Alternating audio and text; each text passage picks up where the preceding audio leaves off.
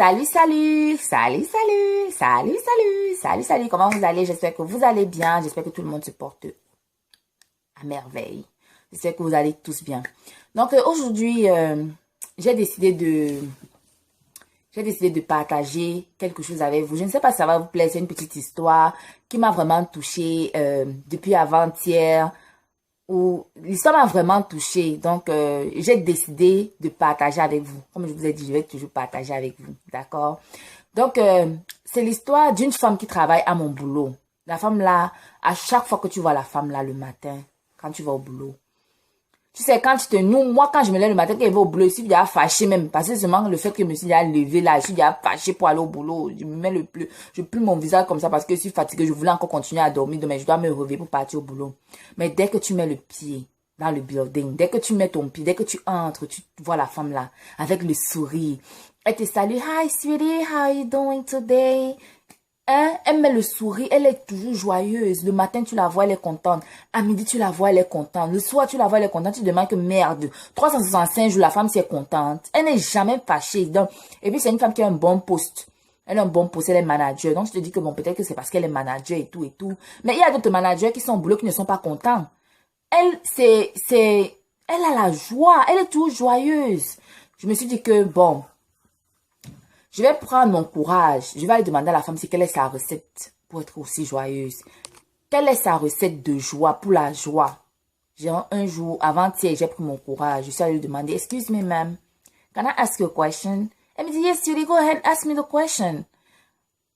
Donc, je lui dis que, madame, est-ce que je peux vous poser une question? Elle me dit que oui, vas-y, ma chérie, pose-moi la question.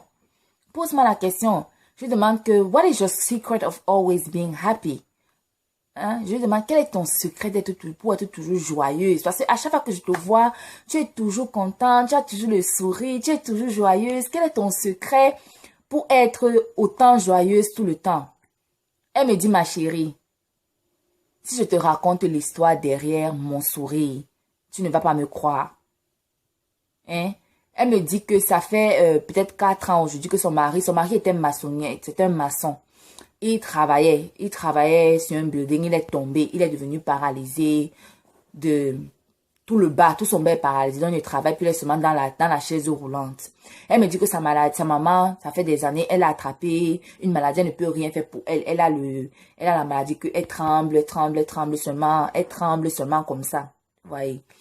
Et elle me dit que son dernier fils, elle a son dernier fils qu'elle était un peu âgé, ça fait que il est un peu retardé mental. Il a 12 ans, mais il agit comme un enfant de 4 ans.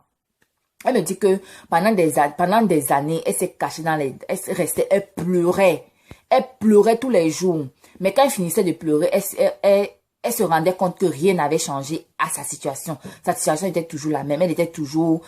Tout était toujours la même chose. Donc rien ne changeait. Autant elle pleurait tous les jours, rien ne changeait. Donc elle a dit à Dieu que, Seigneur, tu as décidé que ce soit comme ça pour moi. Tu as décidé que ma vie soit comme ça. Et vraiment, aujourd'hui, j'accepte.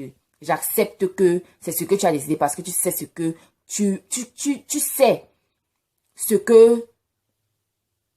Parce que je sais que ce que tu fais pour nous est bien.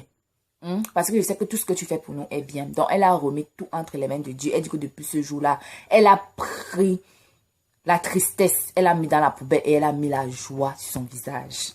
Elle a commencé à être heureuse. Elle a oublié tout. Elle a oublié tout. Et elle a commencé à vivre joyeuse. Hein? Depuis ce jour-là, elle vit heureuse.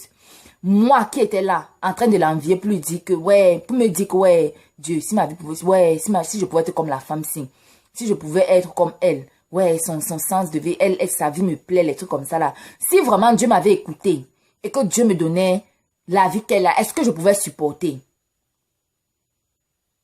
Est-ce que je pouvais supporter? Non, je ne pouvais pas supporter. Donc, mon histoire, c'est pour vous faire une petite leçon de morale. N'enviez jamais personne.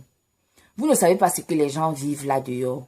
Vous ne savez pas la vie, ce que les gens vivent. Vous ne savez pas comment ils vivent. Vous ne savez pas. N'enviez pas.